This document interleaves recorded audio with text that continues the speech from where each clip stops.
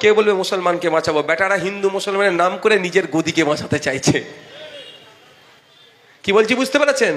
আমরা হিন্দু মুসলমান এক হয়ে প্রশ্ন তুলবো, স্কুলের টিচার কবে দেবে বলো? স্কুলে যে বাথরুমটা আছে বাচ্চাদের যাওয়ার অনুপযুক্ত, কবে ঠিক করবে বলো? হসপিটালে গেলে যে আমি ট্রিটমেন্ট পাবো তার ব্যবস্থা কবে করবে বলো? সরকারি পরিবহন ব্যবস্থা কবে ঠিক করবে বলো?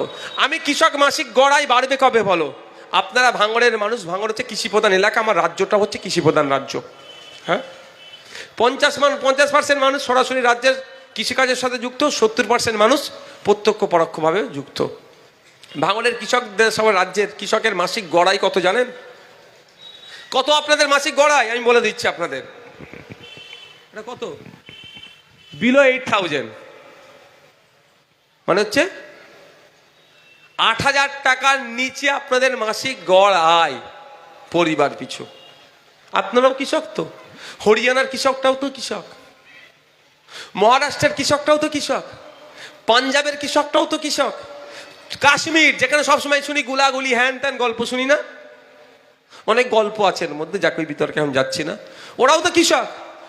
কাশ্মীরের কৃষকরা মাস গেলে 12,000 টাকার বেশি ইনকাম করে, আর ওয়েস্ট বেঙ্গলের কৃষকরা মাস গেলে 8,000 টাকার নিচে ইনকাম কেন করবে? হরিয়ানার কৃষকরা মাস গেলে 22,000 টাকার কাছে ইনকাম করে, পাঞ্জাবের কৃষকগুলো মাস গেলে 18 থেকে 22,000-এর মধ্যে ইনকাম করে। একটা রাজ্যের নাম বলবো, শুনলে আপনাদের মাথা চোঁ করে ঘুরে যাবে, মেঘালয়া। মেঘালয় জানেন তো? মেঘালয়ের কৃষকরা মাস গেলে 30,000 টাকার উপরে ইনকাম করে, আর আমরা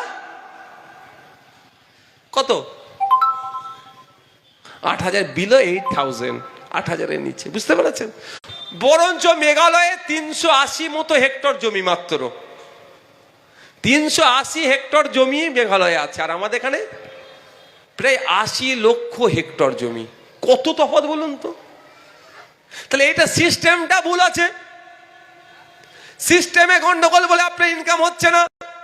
স্বামীনাথন কমিশন বলেছিল কৃষকের উৎপাদিত ফসলের 3 গুণ দাম দিতে হবে। আপনি 3 গুণ দাম পাচ্ছেন? একটা ফুলকপি চাষ করতে আপনার খরচ হয় কত? হ্যাঁ, ক টাকা খরচ হয়? 5 টাকা ধরছি।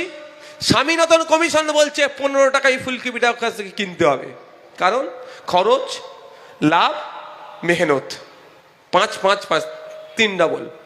এটা হচ্ছে? তাহলে স্বামীনাথন কমিশনের যদি সুপারিশটা ঠিকঠাক কার্যকারী করত, যদি আমার রাজ্যের এগ্রিকালচার মিনিস্টার কৃষকদের কথা ভাবতো, তাহলে কি বলতো? কোনো কথা হবে না, একটা ফুলকপি 15 টাকায় কম করে বিক্রি করতে হবে, 15 টাকার নিচে বিক্রি করা যাবে না। তাহলে কৃষকদের